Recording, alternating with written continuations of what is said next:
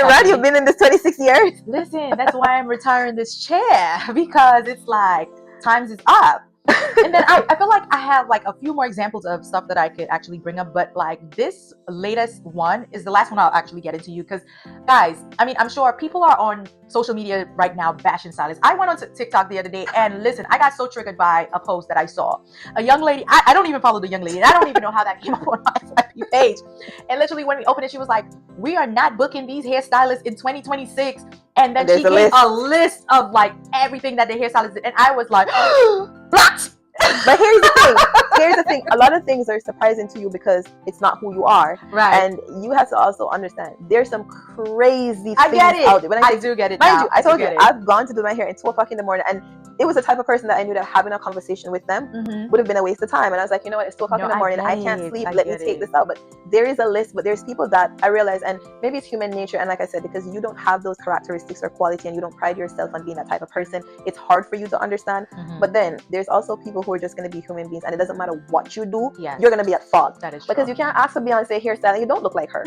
Oh my God. Let's be for real. Yes. And there's only so much you can do, but you can't play the act of God. Yeah, no, that is true, because God gave you a talent. No, for real. Because I do have clients that the style actually came out great, right? But they just don't like how it looks on them. There you go. And then what do I do in that situation? You guys need to tell me, what do you feel like I should do in the event that a client shows you a picture? Yeah.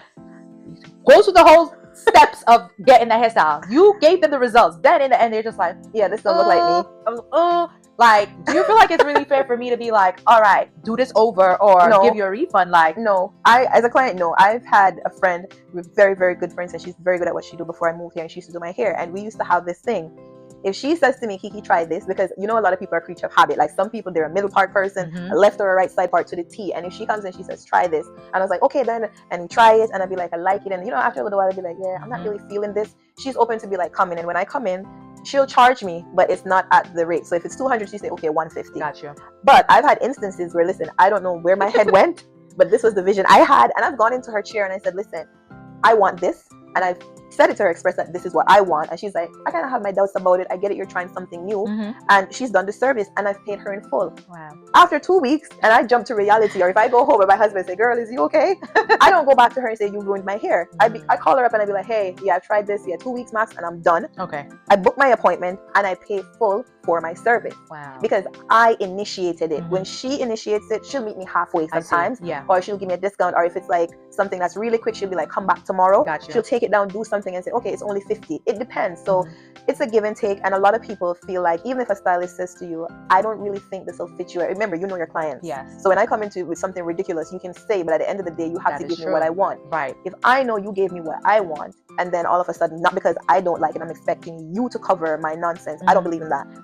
Good. I don't. You see, that takes some real honesty, and some people are not. Some people are not honest. Because in my beginning stage, I had a lot of people that I feel like they did it just to not pay. Yes. So that was one of the things that trend happened as well. Yeah, at one point. Yeah. But girl, yes, that TikTok post triggered the heck out of me. Not because I saw things that I did, but I saw things that I didn't know was happening. And some of the policies, I think the parts that triggered me were that I had some of the things as a part of my policy. So I have like the grace period for the lateness, the no refund. That was a shocker, the grace period, especially the time, because I've seen 5 minutes max or maybe 10 minutes. I've never seen 15 minutes. So 15 minutes is even better. But like some of the people in the post were like, in the comments were like, oh yes, and the stylist that has the like $15 for the late fees, we're not booking you. For the stylist who wants us to book online, we're not booking you. For the stylist that has the no refund, we ain't booking you. For the no part, for the pay extra for the part, brush, comb, cum shampoo. And I was just like, oh my God, this is a lot. Like everybody was in the comments, and I was just like, I didn't even know this lady. And I was like, I can't see this. Crazy. I can't see this. But I understand the late policy. I respect that you actually don't charge and you give that long. But again, you said people aren't honest. I understand it, because guess what? When the shoe is on the other foot is a different perspective. Yeah. Mind you, when I came here, I've booked for 10:30. You don't know what else I have going on, and I've allotted that time for that service. Yeah. Now, when I come in 10:30 and I'll wait 10 minutes, waiting 2 hours is crazy. No, yeah. But you want the stylist to accommodate somebody that stays an extended period because they were late. So you want to show up late and you have your service and you're fine. But when the shoe is on the other foot, you complain about the late fee. Yeah. There's somebody else ahead of you and there's somebody else behind you. Yeah. So there's something I definitely do. Before, there was a point where I did charge a late fee, but what I did was I put it towards the next client's fee. So I remember one time a lady was like, close to an hour late, and I was like, okay, well, you're gonna have to pay $1 for every minute that you're late, and then it goes towards the next person's inconvenience, right? But then I realized it still was like inconveniencing me as well, and not everybody still wants to be inconvenienced. So I was just like, you know what, I'm just going to do a grace period of 15 minutes, and if you're beyond that, we're going to have to reschedule you. I wouldn't be able to accommodate you at that point. So yeah. Lastly, I recently had like a situation where I had a client, and she was a rebook. So she did a sewing with me. She was completely happy, and she decided to rebook her service. And the day before her actual appointment, she texts me and she says, "Hey Donna, I was just taking out my sewing, and I realized like I have some thinning, and it wouldn't make sense for me to actually do the sewing appointment. So is it possible for you to just cancel me and send me a refund?" So I looked at the message and I was like, okay, while I could understand, you know, what's happening with your hair, of course, I'm not going to force any client to do a service. You know, I made 2 points to her. I said, I understand what's happening with your hair, but we have a very strict policy that we don't do any refunds. So what I could do is reschedule you for a later date. Okay, you don't have to necessarily come tomorrow. And I said, you're already calling me outside the rescheduled time frame, which would have forfeited your deposit on already immediately. But I was still willing to accommodate her, right? Because again, like I said, it's your approach. So if you call me and you have a conversation with me respectfully, we could always figure something out. You're right. So I suggested that, and she knocked it down. She was like, no, I just want a refund. So I'm having to, you know, state my boundary and say, listen, we have a no refund policy. So she says next, like, I feel like it was upsetting to her because now she cannot get her money back, which is making me feel like maybe like that's actually what this was about. So it started going into like, well, you know what, you're the person, I can't believe like you're being so insensitive. I'm telling you that my hair is thinning out and you're trying to force me to do a sewing even though it's at a later date. I don't want to do it. I just want my money back, blah blah blah blah blah. I'm not being insensitive. I understand what you're saying. I'm not trying to force you to have a sewing. So I said to her, well, maybe we could do another service that will be more beneficial for your hair. That way you don't lose your money because there's no refund. So no, I don't want that. That was knocked down as well. So of course I'm being professional and trying to go along, but I'm being called unprofessional, insensitive, and then it started treaded into the rudeness area of like rude. And then you were the person that ruined my hair. So I'm like, hey, hold up. Are you saying I am the reason for your thinning hair? Because you never led with that, you know? That would have been a different type of conversation.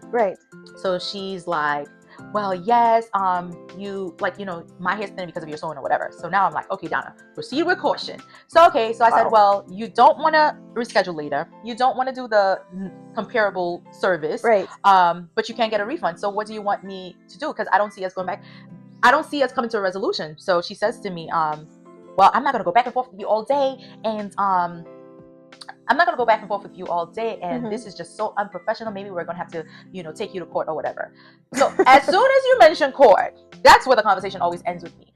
If you threaten or you accuse me of something, we can't do this. So I said to her, okay, no, not a problem. I said, you know what? It's my final decision that you cannot have a refund. And it seems that we cannot come to a resolution. And the fact that you're saying that you're going to take me to court, I feel like this is where the conversation has to end. I am also not going to go back and forth with you. Please have a nice day. My God, I thought it ended there, right? I get a text saying that, well, tomorrow me and my mom is going to show up and we're going to make sure you have our refund for us. So I said nothing because I just said, you know, have a nice day. You just told that me is a threat. Buy in caps with 50 exclamation marks. So I'm like, okay. The next day was the appointment. I mean, I was like, okay, let's see if they show up. Nobody showed up or anything. But then I started getting more texts like, hey, Donna, like, how do you feel about doing my hair maybe later in June? I have a birthday coming up. You could probably do the sewing then. We've already crossed that bridge. Thank you. And it's like, even though you thought about it later, but your tone that you took, the accusations, the threats, how do you feel like I'm going to be comfortable doing your hair later down the line? I am not. So I said nothing because, again, you already told me bye with the exclamation. So, and you're taking me to court. So why would I come into this conversation again? So I'm getting question marks all day. And again, I said, will you reschedule me for July? And you know, stop ignoring me and a whole bunch of that. So finally I was like, you know what? I need to probably say something. So I said to her, hey, my decision was final. And I do not feel comfortable having a conversation with you. I do not feel comfortable doing your hair. And at this point, you just have to do what you have to do. It's done. I felt like she kind of got it. I said, you know, she's like, why? I said, you were rude. You accused me. You threatened me. She's like, no, not really. I didn't do all of those things. But even before that, in your policy, there's no refund. So you booked assuming there is one, there's no refund. Two, you could have rebooked if you were within the time frame to do so. You're out of the scope, which again warrants you losing your refund. So that's two strikes in instances that would have warranted you not having a refund. Yes. And in that same instance, you're like, okay, rebook for a next time. No, you don't want to do that. Fine, because you feel like my hair is not in a condition to take that hair type, which had nothing to do with you. But it's so ironic when you're not getting your way now. You're the one that's ruined her hair. Yes. But then again, you went again and said, here what? To not let you lose your money again, let me offer you a service that works better. Here what? Come and get your hair treated or something that can help with what's happening, so you can give your hair that break that it deserves and not lose your money and getting treated for the issue that you have. Pretty much. You refused it. So now I'm like, there's nothing I can do, so no refund, because you obviously all the options have gone through the door already. Everything is gone. pretty much. But then in the same breath, now you come back, can I do this? You've already set that tone, because now, one, I don't feel comfortable doing your hair. Yes. Two, I don't know what energy you're coming in here with. And mind you, this is a service environment. I'm serving clients. I don't want you to come in here getting rowdy and disrespectful, and you've already set that disrespectful tone. So very much unfortunately, she had the option to retain her money and she lost the option, and now it's no refund. Exactly. And now that we're at that point, I'm like, okay, now it's done. Girl, it wasn't done. Okay. So probably about 3 or 4 weeks down the line now, I get this random phone call from a lady who says that she's her mom. So apparently the young lady was a teen, you know, maybe a high schooler or something, old enough, because, you know, she came to the appointment by herself. She's a grown girl, big girl, whatever. So the mom is on the line, starts off the conversation with such a tone of like condescending. Okay, I am so-and-so. I am this person's mother, and I'm calling to find out, you know, what happened between you and my daughter, because my daughter said that she booked an appointment and she was trying to reschedule, and you ignored her and you just refused to give her a refund. Yes, I read your policy and it says no refund. And yes, I read the text exchange between you and my daughter, and I could tell, yes, my daughter is sometimes very rude. Yes, I know, but can you explain to me why you don't want to give her the money? So so I understand your policy. I understand why there's a no refund. I can also admit that she's rude, but just tell me again why you're not giving her the money that I understand why you're not giving her. Yes. Okay. Pretty much. Pretty much. Your retirement. Yes, thank you. My goodness. So by the time I got a chance to get a word in, I'm like, if you're being honest, that's not how this went down. Right. You know, if you read those texts, you would know that I tried everything in my power to actually accommodate your daughter. Right. And where we got to, I don't feel comfortable. I say, would you feel comfortable if you went to work one day and your boss told you some crazy stuff, or, you know, was just so nasty to you?